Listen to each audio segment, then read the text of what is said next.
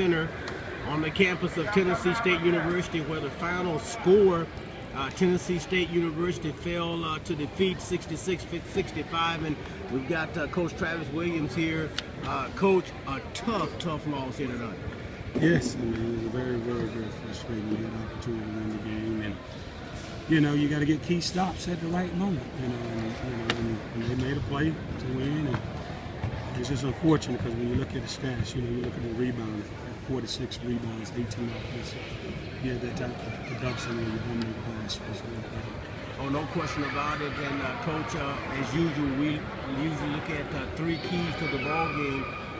And one of the first we looked at tonight was rebound, and we talked about how essential that was, especially given the size differential between the two ball clubs. And MJ Redd, Eubanks, and others, those guys did an outstanding job on the board, but could not come away with that last critical shot. And I just think that you look at how we shot from the field goal, 37% of our home place, and that's where we're stuck. And you can tell. I looked at and scouted Alabama A&M, and pretty much every game they played man-to-man. So this word of getting around our guys, we're sort of relying on Pat Miller, and other key guys have to step up and play, and that's what's happening. They zone us, and tell our guys day in and day out, you got to come in and put in extra work.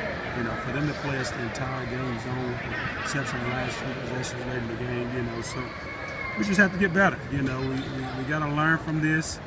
We're so close. I tell these guys our breakthrough is coming. You look at the type of schedule that we played, and really, a little statistic came out. We playing the tough non-conference, OVC toughest non-conference schedule. But moments like this, you have to find a way to win the game. Coach, I know when the team is struggling and not winning, it's hard to find positives, but I know you have to do that in order to build your team up. What can you take out of this game as something that you can build upon? Well, I think you can look at, Kennedy Eubanks' situation. I only played the second half. We had some discipline issues where I only played in the second half as a normal starter. As you can see, like I said, the guys held to rules and regulations and responsibility and accountability. But I just applaud him as a Kennedy Eubanks. We got 10 rebounds in one half. This is the type of play we've been trying to get out here, of course, the consistency. And so, MJ Redd, got a double-double, the consistent guys. But in order to be really, really good, we need other guys stepping up. That's got to come to a point where we can't keep having these type of conversations. Guys have to step up and play. Well, Coach, we're talking about positive in tonight's ball game, and we've been looking at the Tigers so far this year, and a couple of guys tonight. I think we saw a different skill set, and that's Jamonte Graham and Jaleel Query. Those guys did a great job of dribble penetration, kicking it, or drawing the foul, and it was that kind of play that I think was key down the line and really helped Tennessee State to get back in the ball game, especially Query. And you look at his productivity at the free throw line, he did a great job. Well, I think, and I just told these guys, I said, guys, if you play the last 10 minutes for the entire game, if you start the game off like that, you won't have any problems. So, but you get your back against the wall. I think we got down like 10 or 12 or whatever the case may be, and the guys decided to turn it on. But we have to set the tone from the start like that. You can't allow a team to dictate how we're going to play. And I think we kind of fell in that rut when the team came out here and played the zone, and we weren't very aggressive against the zone. There's a statistic where let me see how many fouls that Alabama A&M committed. They only committed 19 personal fouls. They've been averaging the last 3 games 33 personal fouls, and opponents have been shooting at least 28 or 29 free throws a game, to that number. So, and that was an emphasis for us being aggressive in attacking. I still think we settled for too many threes when there were opportunities where we could attack, but we end up pitching the ball out. Well, I'd rather those guys take opportunities to shoot the high percentage shots inside.